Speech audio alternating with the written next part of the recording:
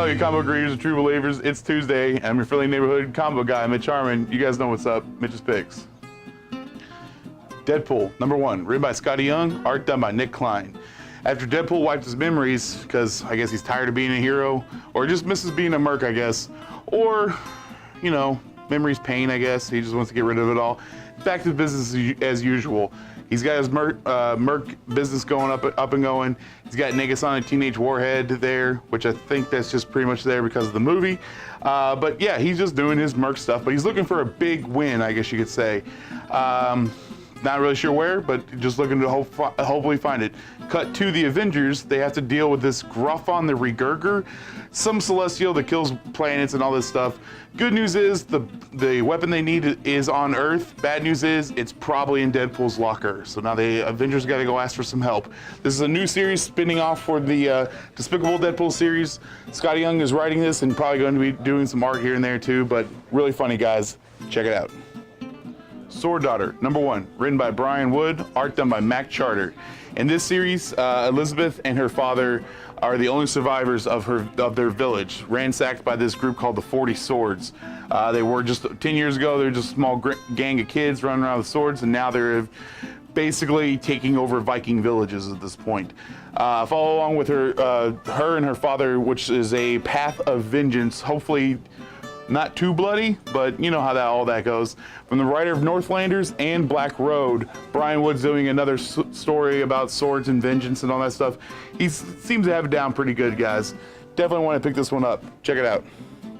Immortal Hulk, #1, written by Al Ewing, art done by Joe Bennett. From the events of No Surrender, Hulk is back. So is Banner, but they're not the same person, but they are, I guess you could say.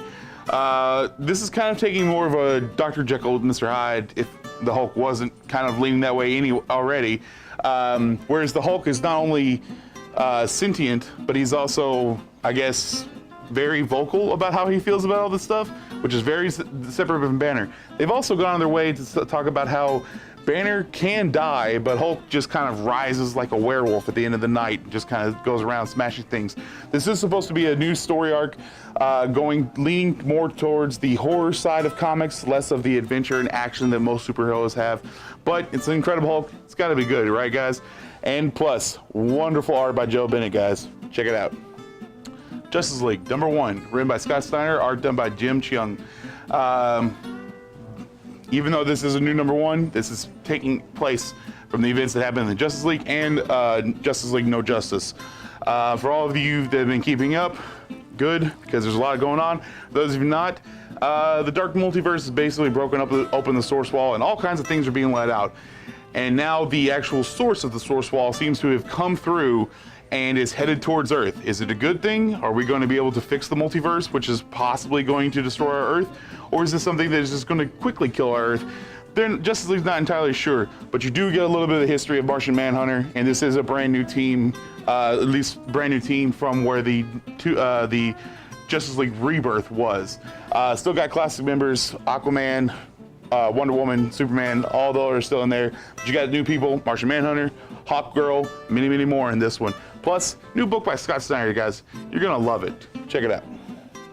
Dark Knight's Metal, Deluxe Edition. Written by Scott Snyder, art done by Greg Capullo. Speaking of Dark Multiverse, this is where it kind of all happens at. Basically, evil Batman from other dimensions come to our world and want to bring forth the negative multiverse, because there's the positive multiverse. You know how that goes. This is a wonderful story that has kind of had repercussions all throughout the DC universe, and all starts here. I guess you also need the Forge in the casting, but this is the main story. And then later on, we're going to get the Nightmare Batman, which is going to be the 6 evil Batman. We're going to collect all those in one-shots eventually into a hardback edition as well. And like I said, this is where it all begins, especially if you're trying to fully understand what was going on with my last pick, the Justice League. This is definitely a need to know. Definitely want to pick this one up. That's all my picks for this week, everyone. Keep reading your comics, true believers. See you guys next week.